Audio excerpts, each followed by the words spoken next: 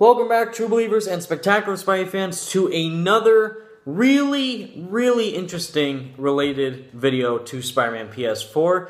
And this is kind of the part 3 or part 2.5 in regards to the one and only GameInformer interview with Bill Rosemann. Again, we are back revisiting the Bill Rosemann GameInformer interview titled With Great Power, where he goes all in depth about Marvel games. Each and every individual Marvel game, how it is processed, what the thought process of it is, how they are choosing these developers, or how the developers are choosing Marvel to work with some of their characters, and thoroughly analyzing the business aspect of said proprieties, of their properties that they're trying to create into these fully AAA experience games. Now, we already interviewed and reviewed over the Spider-Man PS4 parts and the other Marvel games parts, the Avengers project, Marvel vs. Capcom Infinite, the Telltale series for Guardians of the Galaxy, and also looked over the hinted characters that could possibly get their own console games, like Moon Knight, Ant-Man, Cloak and Dagger, etc. So, I read the interview again, and also two amazing Spidey Squad individuals' comments in the previous Bill Rosemann GameInformer video that I did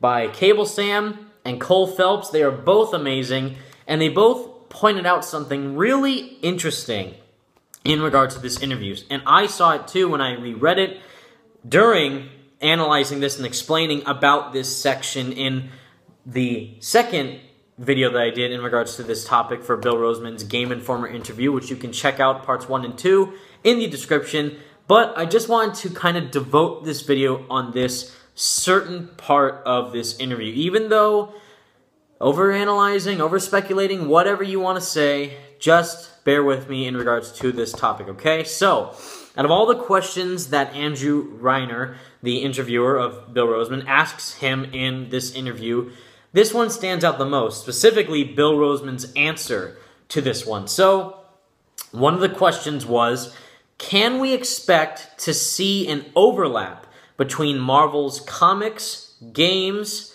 and cinematic efforts, or are you trying to keep them separate moving forward? So then, this is really interesting. So Bill Rosemann responds to this question by saying, we're doing that with our live ops games. Those are games where we want a constant flow of new content and to incorporate all the lines of Marvel's business. Film, TV, both live action and animation, as well as publishing, and to make sure that we're introducing the right characters at the right time. That's very important. By that, I mean that someone on one of our partners' teams may be a big Iron Fist fan, and they want to have Iron Fist in the game in the month of November. We would say, hey, we have an Iron Fist show coming to Netflix.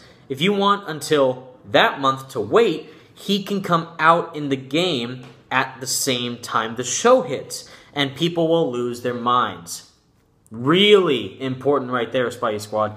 It's a lot of that, making sure we're all synced up, we're working with my friends in other divisions, and then giving us the reference to our partners. So, after everything that I just read you, this is really important. And again, if you want to read this whole section for yourself, Bill Rosemann himself put this entire GameInformer interview, the whole thing, on his Twitter page, pictures of it, the full interview. It's a great read. Please read it so you can get informed with everything. But this certain part right here is the most intriguing part. So again, we don't know for sure if Spider-Man PS4 is going to release this year in 2017 or in 2018. Again, I thoroughly believe it will, in fact, release this year in 2017.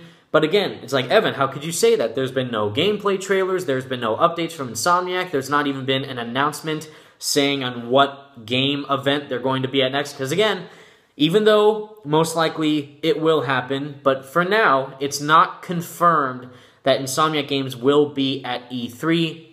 It just makes sense that they will be, but on the official list of individual developers and publishers attending E3 2017, Insomniac Games, along with other AAA developers like Sony Santa Monica, Bend Studios, Naughty Dog, and Sucker Punch, they're not anywhere to be found on that list. So in this regard to Spider-Man PS4's release, it's very interesting. So in the beginning of his answer, of Bill Rosemann's answer, he says, we're doing that without all of our live ops games. So what is a live op game?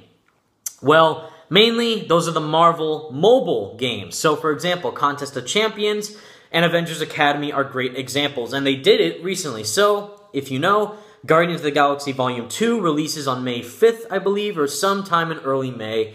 And right now, there are these things going around on Marvel's mobile games, specifically on Marvel's Contest of Champions and Marvel's Avengers Academy. Those are both mobile games. Now, on Marvel's Contest of Champions, their Guardians of the Galaxy featured characters in there like Drax, Star-Lord, Rocket Raccoon, Gamora.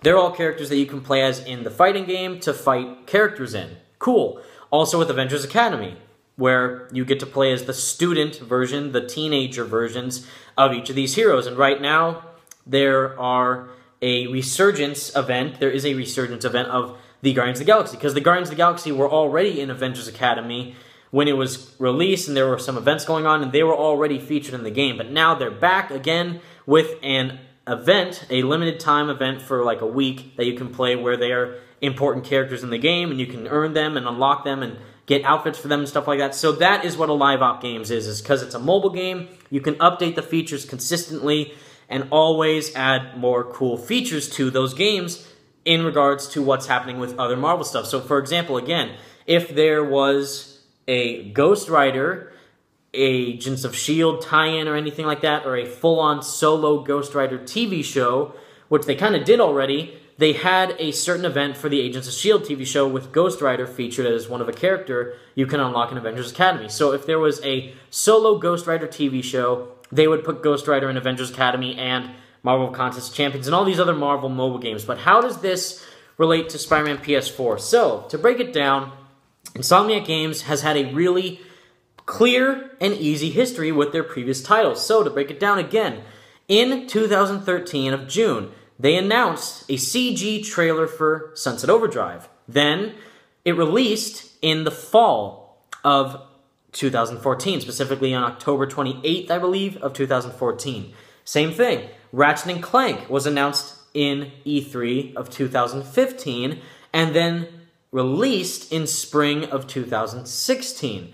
Same thing again with Spider-Man. Even though Spider-Man is a new IP, brand new, it's a brand new front for Marvel's video games on console, so it's a really important game, and, you know, we haven't been updated in months, but, again, announced at E3 2016, and will most likely release sometime in 2017, furthered by Bill's statements. Again, even though he's talking about the mobile game front, he said, "We're working with my friends in other divisions," and then giving us the reference to our partners. So their partners are, of course, the developers they're working with. So Marvel Games is working with Insomniac, Telltale, Capcom, and Square Enix / Crystal Dynamics on all these properties. And again, why does it make sense that Spider-Man PS4 released in 2017, you may ask? Well, again, so far, we don't know if this is true, but there has been a leaked screenshot of sorts showing when the new Spider-Man cartoon will debut. I don't believe this, though, but it says it will release on May 5th of 2017. We know it's coming in the summer, we just don't know what day, but the leaked date is that it will come out on May 5th. Also, there's a brand new Spider-Man comic book series coming out sometime in 2017, and in July, a brand new Spider-Man movie. What about that? Same thing with Avengers Project. Square Enix and Marvel already said that the game will get more news, more footage, and will release in 2018. What else is in 2018?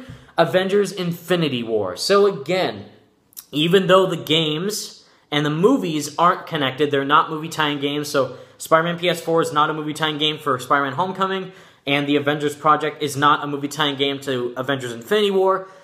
Releasing them near each other, either months before, months after, a couple weeks after, a couple weeks before, who knows, would blow up sales and would make things perfect for all companies around. The publishers, the developers, the contributors to this project.